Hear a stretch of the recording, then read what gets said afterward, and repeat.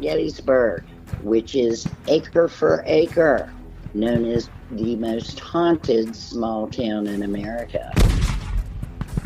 51,000 casualties in those 3 days. Young men never wanted to fight nor die here, let alone remain here for eternity. Both sides knew what was on the line. Basically, what you have is the perfect storm for creating ghosts. And that's what Gettysburg was for those 3 days, and since. The Creepy Side of America's Haunted Gettysburg Miniseries. Part 2. Welcome to the Creepy Side of America. I am Dan Kosloski. And I'm Kerry Kearns. Before we get to our episode for this evening, we just want to remind all of our listeners to make sure you like, subscribe, or follow the Creepy Side of America wherever you listen to podcasts. And be sure to follow the Creepy Side of America on Facebook. That is the best way to get the latest show information. On tonight's episode, we have a very interesting guest. We have Kayla Russell, a paranormal guide at the Farnsworth House in Gettysburg. Kayla, welcome to the show. Hi, thank you. So while me and Kerry were doing a little bit of research trying to find some haunted locations throughout the Gettysburg area for this mini-series we've been working on, the Farnsworth House kept coming up in some of our searches and some of our research. It seems to be a very paranormal hotspot in the area. Absolutely. And you've been there a long time. You said 19 years? Yes, I've been doing stories for Gettysburg for Sleepy Hollow tours for 19 years. Yes. And I'm sure you've heard stories and seen something. Oh, absolutely. Absolutely. That actually was the very first place I ever had a paranormal experience in my entire life. I'm not so much of a skeptic as I used to be. And it was actually because of that incident and another couple incidents that happened at the house that I decided to start doing tours. It sparked my curiosity. I wondered if there really was more to it, than meets the eye. And could you say what happened? One night I was in there. It was about 2 weeks into working. Now, mind you, when I started, they did not tell me that the Farnsworth House was haunted, and I really didn't research it or anything. I just thought it was a historic house. 2 weeks into working, I was in the main dining room setting the tables for breakfast the next day. It was about 9:30 at night. No one was in the dining room with me. There were a couple waitresses in the back getting the silverware and things ready for the next day. And I turned to grab a plate off of the table behind me, and as I turned back, a little boy ran through the dining room and back to the kitchen where the wait staff was. So I automatically thought that it was somebody's kid running around the house from the bed and breakfast. So I went back after him, and I asked them when I got back there, hey, did you guys see this little boy that just ran through here? And they're like, what little boy? I said, the little boy that ran right by me in the dining room. They're like, Kayla, there was no little boy. And I said, oh, yes, there was. And I described exactly what I saw, and they're like, oh, it's probably just Jeremy. And I said, well, is that Mr. Schultz, who's the current owner? I said, is that his grandson? And they started laughing at me. I said, what? And they're like, it's a ghost. I said, come on now. Are you serious? They're like, yeah, this place is haunted. I said, what do you mean it's haunted? They're like, Kayla, it's like really haunted. They didn't tell you that when you started? I said, no. So I went home and researched it and found out that it was one of the most haunted B&Bs in Pennsylvania. I know what I saw, and it still bothers me, what I saw this day, because it didn't look like I thought a ghost should look. Like, I thought a ghost should look like Casper and be, like, see-through or have a light or around it or something. Right, that's something you're expecting. He looked as real to me as a regular child. Like, I would have never thought it was a spirit, so. Do you know any of the history of the property that would cause some of these hauntings? Yes, a little boy did die in the house back in about the 1890s. He was out front playing a game called horse tag. It was like their game of chicken. Okay. They would run up and tag the horse as the horse passed and run back. And what happened, I guess he must have slipped or tripped, and the horse and carriage trampled him. They didn't live at the house. They lived up the street. But his father ran out of the house because he heard the kids screaming. he saw his son, so he brought him into what is now the Sarah Black bathroom. It was the nursery back then. And laid him there, called in the doctor. When the doctor got there, there was nothing they could really do for him. He laid there for 3 days before he finally died. He's there. I mean, I've seen him. So, you know, that's definitely a spirit there in the house. So what was the Farnsworth that, House back at that time? Was it a private residence? Yes, at the time of the battle, it was owned by Harvey Sweeney, and he had tenants living with him, the Weicherts. The house was taken over by the Confederates. The attic, or garret, was made into a sharpshooter's nest. Oh, that's very interesting. Yes. So there were several Confederates up in the attic, and there were also a side porch on the house, and there were Confederates on that as well. Now, you think after seeing a ghost like that, you would run for the hills? I did. Yeah, I didn't. That was what was weird. I didn't really feel an urge to stop working because, I mean, the kid, he didn't really do anything or try to scare me or anything. About a month later, Mr. Schultz had come up to me and said, "Hey, I heard you have a history degree." And I said, "Yes." And why? And he said, "Well, I'd like you to do some of the house tours." And I said, "Well, what do I have to do?" He said, "Well, no paranormal stories. It's all history." So he taught me the whole history of the house. The attic had artifacts in it. It still does. And he taught me what all the different artifacts were. He said, "You'll do this on rotations with another storyteller from about 11:30 in the morning to 11:30 at night." And I said, "Okay, that sounds like fun. I'll try it." I was doing that. It was probably my third tour, and I had gone up to the attic, shut the door after I ushered the people in, and when I sat down, the door swung open. So I thought, well, you know, I didn't shut it. So I get back up, I go over and I give it a good shove, and I sit back down, my butt just hits the seat, and that door swings open again. Now I'm like, okay, I know I shut this door. So I get up a third time, I go over and I shut it really well, push on it a few times, and there's a little latch that's like a horseshoe latch. And you like slide the bar down into the horseshoe.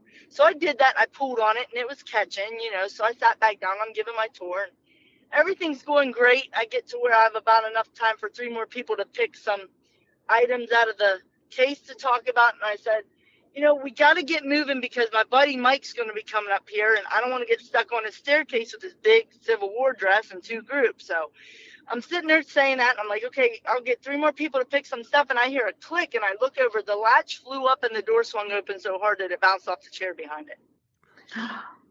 So wow, you actually saw the latch? Oh, yeah. They flipped the latch up and flung the door open. So my heart about stopped. And everybody else in the place was like, "Oh, shut out the lights. Shut out the lights." I was like, "Are you all nuts? Did you, like, not see what just happened? You want me to shut out lights? Are you crazy?" "Oh, come on, come on." Well, I'm a people pleaser. So I went over and I held the door shut. I shut out the lights. I said, "You have a minute." I was waiting for something to grab me. Nothing did, or I'd have had a heart attack. I wouldn't be here to say anything. But I gave it about a minute. I flicked on the lights. I'm like, "We got to go. Mike's going to be coming up." And I hear a knock on the door. And I'm like, "Great, Mike's here." So I pop open the door, and there's no one out there. I look over the banister. There's no one there. I looked at my people. I said, "You guys all hear that?" And they're like, "What, the knock?" I said, "Yeah." And they're like, "Yeah." I said, "Let's go." I got him out, and down on the front step, Mike was sitting down front. And I said, "Were you up there knocking on the door?" He's like, "What are you talking about?" I was like, "Nothing, never mind. You have a great day." I went home. I didn't sign up to do tours for a couple weeks, and Mr. Schultz finally calls me. He's like, "Kayla, why haven't you signed up to do any tours?" I'm like, "It's not for me. I don't know." He's like, "Why? What happened?" I said, Nothing. It's just," he's like, "Come on, I know something happened." So I told him, and he's like, "You know what?" He said, "You got to be more afraid of the living than the dead." And I thought about that for a good long minute, and I thought, you know what? He's probably absolutely correct. Just went ahead and I said, "You know what? I think I want to start doing all the tours." My husband thought I was nuts. He's like, "You were just afraid of a door swinging open. Now you want to do tours that you're like looking for paranormal stuff to happen?" I said, "Yeah." I said, I'm curious now. I want to know if it's real. Yeah, so, I got to say, over the years doing the show, it doesn't seem like many of the paranormal stories that I ever heard of cause harm. No. I honestly have never had anything bad, like really bad, happen to me in the house. Sometimes they get a little mischievous. But that's about it. Yeah, I mean, yeah, that's it. Like, I've had my hair tugged on and my dress pulled. I've been pinched on my side before. Nothing nothing majorly mean or anything, just messing with me, and enough to make me a little uncomfortable. But you Mm-hmm. know, Does that seem like the most of the activity is centered around the attic area of the home? well, I mean, not really. The whole place is haunted. I mean, I've had things happen to me in almost every room in the house. And even outside the house, like the garden rooms that we have there in addition, from like the probably maybe early 80s, maybe late 70s, early 80s. Those rooms, I even have things happen to me in there, and they're not even part of the original house. But, I have to say, for myself personally, I think the attic is probably one of the most haunted spots, and maybe the cellar. The dining room was used as a makeshift hospital right after the battle, day 3 of the battle into the few days after. So the dining room does have some activity sometimes, and the cellar was used by the homeowner and his tenants, and the Solentz family that lived up near McPherson's Ridge where the battle started. They came into town to try to save their cattle from being taken, but little did they know they were walking right into a herd of soldiers. Their cattle was stolen, and they ended up in the house too while the battle was going on in our cellar. So, I mean, I think there's activity all through the house, honestly. Wow. It seems like the house Yeah, was a very busy location during the war. Oh, absolutely. It's right below Cemetery Hill. So we had soldiers encamped all the way across, like right across our area. They spanned the whole area back up behind our house in the camp that we have up there too. I would say maybe 3 or 4 houses up. Now there are 3 or 4 houses up. Back then there were no houses in between, but the Rupp house was probably like the midway point of the battle for Cemetery Hill. They had the Union up on the hill. So it was very, very active down in our area. Absolutely. And now you're doing a lot of you said paranormal investigating. Oh yeah, I've done all of them. I've done every tour that we have, the paranormal nights, the mini paranormals, all that. So I mean, I have thousands and thousands of dollars wrapped up in equipment that we use on the tours. So, if there's something new that comes out, it's like, okay, I think I wanna save up and get that. I want to try that. I want to get that. So that's usually what I do. Over your many years of investigating and doing the tours in the property, has been any stories that a guest told you over the years that sort of stuck with you, that sort of caught you a little off guard? I have had a couple guests tell me some things. The one, we have an older lady that's a ghost that's in the house. They call her Mary. She was a caretaker when she was alive, and she's still caretaking now that she's deceased. People will claim that they'll feel someone like stroke their hair out of off their forehead, cover them up, tuck their covers in, pull their covers off of them. Sometimes they'll feel someone sit on their bed. I had a lady a few months ago. She got a phone call and was upset. She was crying, and she said somebody tapped her on the shoulder, like, reassuring her to be okay. She said, "I have never stopped crying so quick in my life." Like, I bet I probably would have too. So I mean, things like that. I had one lady say that she saw someone making the bed in one of the B&B rooms when she was checking out. She said, "Do you housekeepers wear period clothing?" And I laughed. I was like, no. I was like, I'm not going to clean a toilet in a dress. No. I'm not going to ask these women to do that either. So she's like, "Well, there was an older lady making a bed." And I said, "Which room?" And she told me it was the Sweeney room, which you can see the bed from the hallway. So I was like, no, there shouldn't have been anybody. And I looked, I said, "There's not even anybody registered to stay in that room."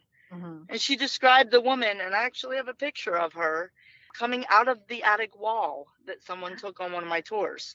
Oh, wow. So, oh, yeah. Yeah, it's crazy. So I said, okay, that's probably Mary. She must have been making the bed for us.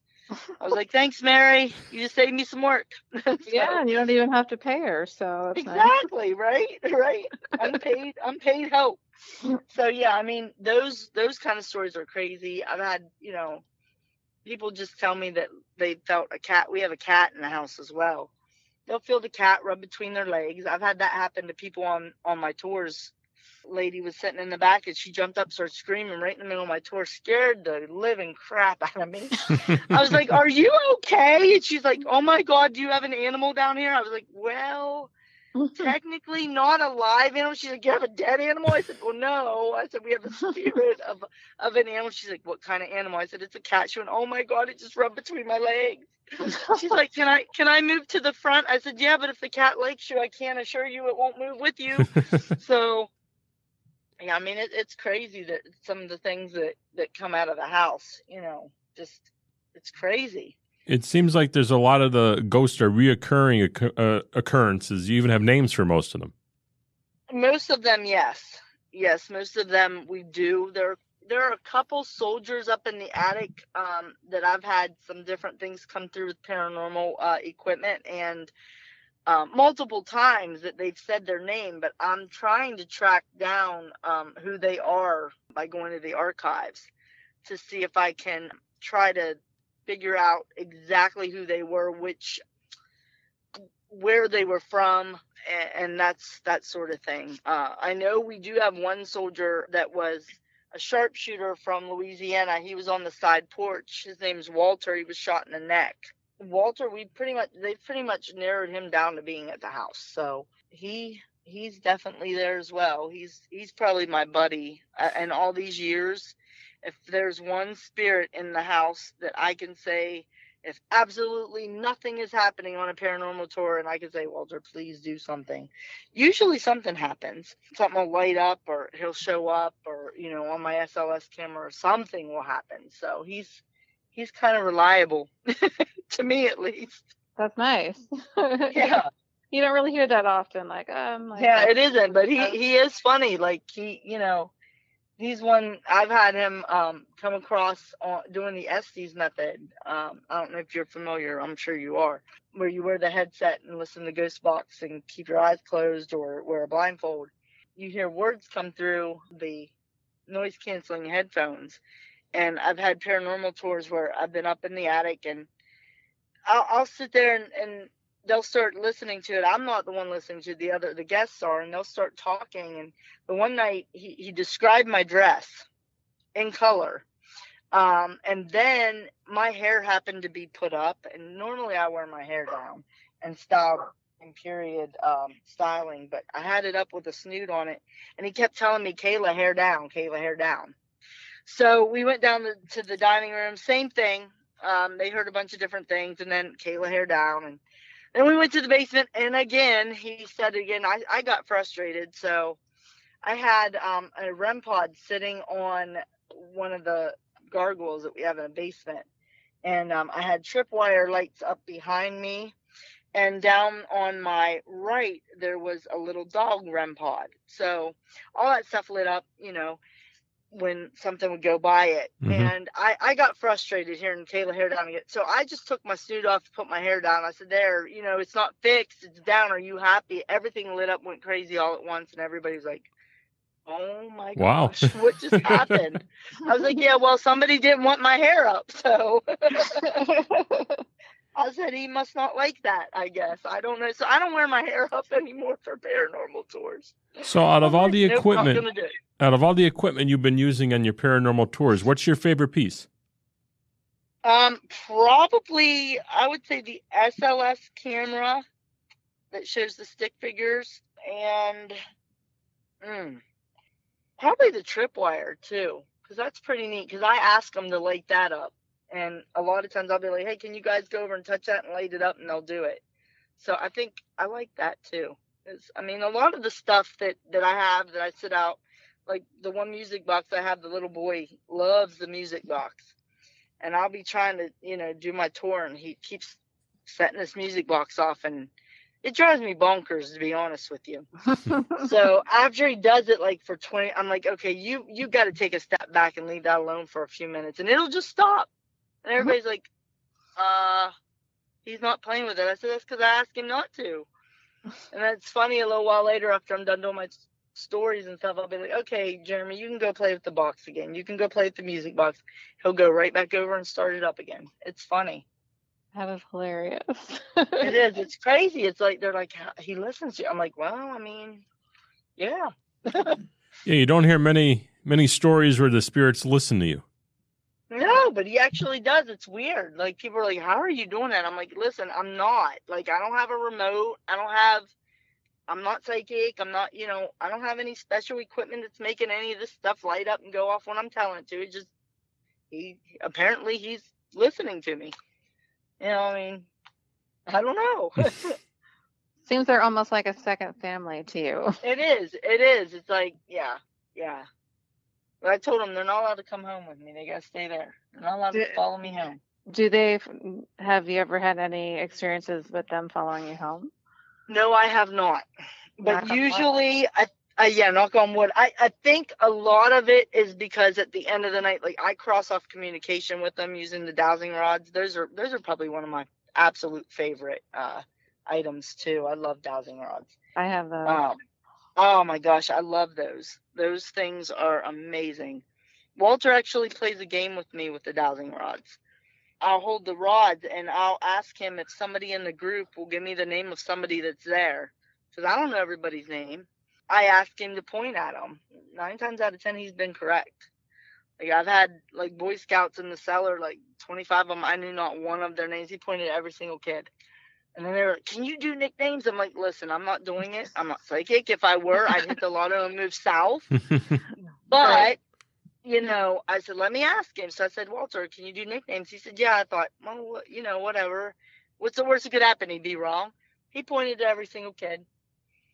It was weird. And then I had him one night. We were over in Alumni Park across the street, and I was doing a reunion ghost hunt for a family, and he's pointing to every single person their name, and I go to put them away, and the guy's like, hey, can you point to one more person? And I was like, well, I guess. Let me ask him. So he says yes, and I said, well, what's the name? He said, point to Olivia. So I said, Walter, will you point to Olivia? And the rods went back and forth like 30 times, like it was looking for her. Mm-hmm. And finally it stopped on a girl to my left, and I said, are you Olivia? And she's like, no. I said, that's weird. He's been dead on all night. She's like, I'm not Olivia, but my unborn baby's going to be named Olivia. Wow. Yeah. Wow. It was October. I couldn't even tell she was pregnant. It freaked me out. I put them away. I was done for the evening with dowsing rods. I was like, that just gave me chills. So. It gives me chills. I have goosebumps right now. Every time I tell that, it freaks me out. He actually guessed the gender of a baby, too, about 3 months ago. I had a private tour, and it was a bunch of ballroom dancers, and they were all sitting there. And he's pointing at all of them, with their names and stuff. And this girl goes, can I ask him something? I was like, sure. So she said, Walter, if you could, will you tell me what my sister's having? She's gonna have a baby. Is she gonna have a boy or girl? Can you tell me? And I said, well, you have to ask like a yes or no question. She goes, okay. She said, is she gonna have a boy? And it said no. And she said, oh, is she gonna have a girl? It said yes. I said, well, does she know what she's having yet? And she's like, no, she'll find out in about a month. I said, well, you've got to let me know.